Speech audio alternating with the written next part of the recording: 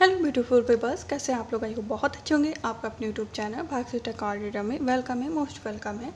आज का हमारा टॉपिक है, ये उन लोगों के लिए है जिनकी एज 30+ हो गई है बट उनकी वेडिंग कहीं फ़िक्स नहीं हो रही है। तो बहुत परेशान हैं वो लोग बेचारे कि क्या करें, उनकी वेडिंग फ़िक्स नहीं हो रही है, कौन से उपाय करें आखिर की उनकी वेडिंग जल्दी से जल्दी फ़िक्स हो।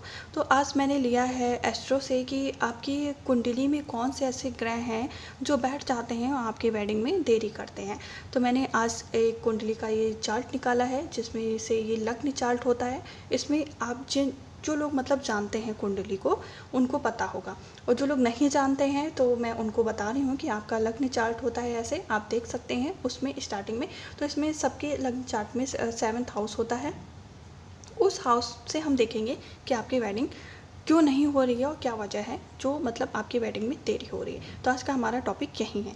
आई होप आपको टॉपिक अच्छा लगे। तो गाइस प्लीज़ वीडियो को शेयर लाइक सब्सक्राइब करना मत भूलिएगा। चैनल पर न्यू है तो चैनल को ज़रूर सब्सक्राइब करिए और वीडियो को अपने दोस्तों में शेयर करिए। आई होप आपको ये जानकारी अच्छी लगे और आपको अपनी मतलब जो वेडिंग में आ रही है प्रॉब्लम उसके बारे में पता चल जाए और आप उसका हल निकाल सकें। मैं लास्ट में आपको उपाय भी बताऊंगी कि क्या उपाय करें कि आपकी वेडिंग में जो देरियां आ रही हैं वो देरियां आपसे दूर हों और आपकी जो वेडिंग में बाधा आ रही हैं वो दूर होकर आपकी वेडिंग जल्दी से जल्दी फिक्स हो जाए। पहली बात तो अब मैं अपने टॉपिक पे आती हूँ। तो देखिए आपका क्या है, ये एक कुंडली में चक्र होता है जो इसको हम बोलते हैं लग्न। लग्न से हम निकालते हैं, देखते हैं, उसी से हम देखते हैं कि आपकी वेडिंग फ़िक्स होगी कि नहीं होगी, कब फिक्स होगी, कौन सा टाइम चल रहा है वेडिंग का कि नहीं चल रहा है। इन सब चीज़ों से मैं देखती हूँ। तो मैं पर्सनल रीडिंग करती हूँ तो इसी एस्ट्रो से देखती हूँ वेडिंग के लिए कि आपकी वेडिंग कब तक फिक्स हो जाएगी और कब तक मतलब अभी टाइम लगेगा। तो पहली बात तो हम लग्न चार्ट से देखते हैं कि इसमें 7th हाउस होता है। ये 7th हाउस सबकी कुंडली में यही माना जाएगा, ठीक है। ये नहीं होगा कि जहाँ पे 7 नंबर लेके आया वो है, जहाँ पे ये जो मैंने बनाया है यही खाना आपका 7th हाउस होगा। यहीं से हम देखते हैं आपकी वेडिंग के लिए कि आपकी वेडिंग कब तक होगी और कब तक नहीं होगी। तो क्या है, कौन से ग्रह हैं जिनकी नज़र इस चार्ट पे पड़ जाती है तो आपकी वेडिंग होने में देर हो जाती। तो पहली बात, 7th हाउस में अगर कोई पाप ग्रह बैठ गया, पाप ग्रह में आपका आ जाता है राहु केतु शनि, ये सब चीज़ें आपके पाप ग्रह में आ जाते हैं। तो जिसकी कुंडली में यहाँ शनि नीच का बैठ गया है और शनि पर किसी पाप ग्रह की दृष्टि पड़ गई है, तो ऐसे जातक की जो है मैं कहूँ शादी होने में बहुत ही ज़्यादा कठिनाइयाँ आती हैं। हो सकता है उनकी शादी भी नहीं होगी, ठीक है, ये भी देख सकते हैं। बट ये चीज़ है कि आप एक ही चीज़ से विचार नहीं कर सकते, कुंडली में और भी चीज़ें हैं, और भी ग्रहों की दृष्टि हैं, उन चीज़ों को भी हम देखते हैं, ठीक है। तो इसके लिए बहुत मतलब जो नॉलेज वाले हैं उनके पास आप ज़रूर दिखाइए। बस ये चीज़ है, मैं आपको इसलिए बता रही हूँ कि अगर आप कुंडली देख सकते हैं, आपके पास कुंडली है, तो आप ये सब चीज़ें देख के अपनी कुंडली का हल निकाल सकते हैं, अपने उपाय कर सकते हैं और आपकी वेडिंग फिक्स होगी। तो पहला तो ये मैंने देख लिया, यहाँ पे शनि अगर बैठ गया तो आपके वेडिंग होने में देर हो जाएगी, ठीक है, वो आपकी और प्लस एक चीज़ और है, शनि अगर आपके लग्न में बैठ गया है, यहाँ पे बैठ गया है, तो शनि आपकी अपनी एज से बड़े इंसान से आपकी वेडिंग होगी। और प्लस दूसरी चीज़, आप मांगलिक हैं तो मांगलिक अगर मंगल यहाँ बैठ गया है या यहाँ बैठ गया है तो भी आपकी विवाह में देरी होती है। 7th हाउस में मंगल बैठ गया है या 1st हाउस में मंगल बैठ गया है तभी आपकी विवाह होने में देरी होती है। प्लस वहीं अगर राहु बैठ गया है, देखिए शनि बैठ गया है तो आपकी शादी, मैं अगर कहूँ नीच का शनि बैठ गया तो पहली बात तो बहुत ज़्यादा स्ट्रगल करना पड़ेगा शादी के लिए, आप उपाय भी बहुत करेंगे तो आपकी शादी हो जाएगी। बट ये चीज़ है, अगर उस पर किसी पाप ग्रह की दृष्टि भी है तो आपकी शादी होना बहुत ही मुश्किल का काम है, ठीक है।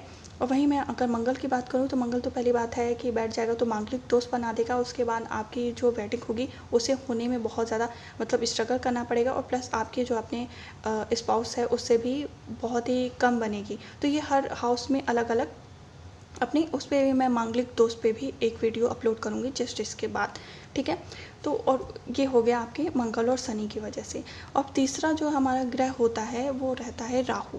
राहु अगर बैठ गया तो इतनी ज़्यादा कन्फ्यूज़न क्रिएट कर देगा कि आप समझ नहीं पाओगे कि, और प्लस आप अपनी अलग दुनिया में रहोगे, आप अपनी अलग कल्पनाशील दुनिया में चले जाओगे, क्योंकि राहु एक ऐसा ग्रह है, पाप ग्रह में आता है। प्लस अगर उस पर किसी शुभ ग्रह की दृष्टि नहीं है तो भी ये आपकी शादी में होने में बहुत ही ज़्यादा अड़चने डालता है। बहुत ज़्यादा शादी यहाँ तक होता है कि लोगों की शादी फिक्स हो जाती है और टूट जाती है। तो ये सब इन राहु ग्रह की वजह से होता है, ठीक है। और प्लस एक चीज़ हम और देखेंगे कि ये मांगलिक दोष हो गया, और प्लस अगर कोई आपका जैसे लग्न में ग्रह बैठा है, ठीक है, पाप ग्रह में आप देखते हैं सूर्य मंगल शनि केतु, ये सब चीज़ें जो हैं ये आपके पाप ग्रह में आ जाते हैं। और ये अगर यहाँ पे बैठ गए तो आपका ये समझ लीजिए कि आपके विवाह में देरी होनी ही होनी है। और प्लस कहीं मंगल और शनि एक साथ बैठ के किसी भी हाउस में, तब भी आपके विवाह में देरी होगी। ठीक है, तो ये कुछ ऐसे ग्रह हैं जो बैठ जाते हैं तो आपकी कुंडली में, जिसकी वजह से आपके विवाह में देरी हो जाती है। ठीक है, और एक चीज़ और है कि अगर इन चीज़ों से आपको मतलब छुटकारा पाना है तो आप मुझसे पर्सनल रीडिंग ले सकते हैं, या और किसी भी आसपास में कोई पंडित हैं तो उनको भी दिखा के आप ले सकते हैं। फ़िलहाल आजकल के जो मैं ब्राह्मण लोगों की, जो पंडित लोगों की बात करूँगी, तो मैं ये नहीं कह रही हूँ कि वो लोग, मैं किसी के नहीं कह रही हूँ कि मैं बहुत ज़्यादा ज्ञानी हूँ। मैं अब सिर्फ ये बता रही हूँ कि आजकल सिर्फ और सिर्फ लोगों को क्या है, एक दो चीज़ जानते हैं और बता देते हैं, उसी से पैसे लूट लेते हैं। ठीक है, तो ये चीज़ें हैं कि आप उन लोग के चक्कर में ना पड़िए। आप यही चीज़ है, मैं आपको बता रही हूँ, आप अपनी कुंडली खुद देखिए। अगर यहाँ पे कोई ग्रह बैठा है तो आप उस चीज़ पे विश्लेषण करिए, सोचिए। और प्लस ये चीज़ रहती है कि ये जो ग्रह यहाँ पे बैठे हैं, इनकी डिग्री कितनी है। ठीक है, अगर इनकी डिग्री जैसे कि हम देखते हैं 21, या जैसे मतलब एडल्ट हैं, या मैं कह सकती हूँ कि चाइल्ड हैं या ओल्ड हैं, इनमें से कौन सी डिग्री है इनकी, वो भी हमको देखना बहुत ज़्यादा ज़रूरी होता है। अगर इनकी डिग्री कम है तो इनका असर कम होगा, असर तो होगा बट इनका असर कम होगा। अगर वहीं इनकी डिग्री ज़्यादा है तो उसका असर ज़्यादा होगा। ठीक है, तो ये चीज़ें हैं। अभी क्या है, इन दोस्त से कैसे दूर निकला जाए, इन दोस्त को कैसे दूर किया जाए। अब आपको कैसे पता चलेगा कि आपके यहाँ पे 7th हाउस में शनि बैठे हैं कि मंगल बैठे हैं। रुकिए मैं लिख देती हूँ। तो देखिए, अगर आपको ये कैसे पता है, देखिए मंगल हैं, अगर मंगल बैठे हैं, आपका कहीं रिलेशनशिप चल रहा है, तो आपके क्या है, पहली बात तो आप दोनों के बीच में बहुत ज़्यादा झगड़े होंगे किसी बात को अचानक से लेके।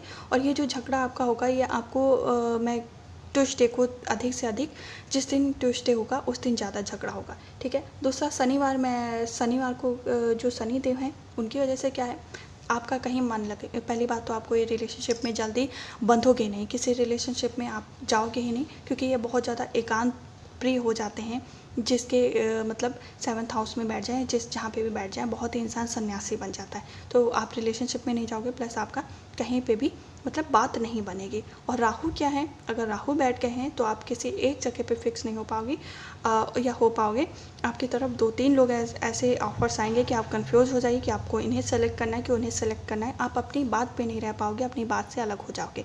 ठीक है, तो ये अगर आपके संग कंडीशनें हो रही हैं तो आप इन सब चीज़ों से जान सकते हैं कि आपकी कुंडली में कौन से ग्रह ज़्यादा प्रबल हैं, मंगल या शनि या राहु। ठीक है, अब क्या करना है, इनका उपाय कैसे करना है, इन चीज़ों को कैसे दूर करना है, और अपनी जो वेडिंग में आ रही प्रॉब्लम्स हैं उनको कैसे दूर करना है। तो आपको दुर्गा सप्तशती का पाठ जो है, उसमें से अर्गला स्तोत्र का जो पाठ है, आपको 3 महीने लगातार करना है।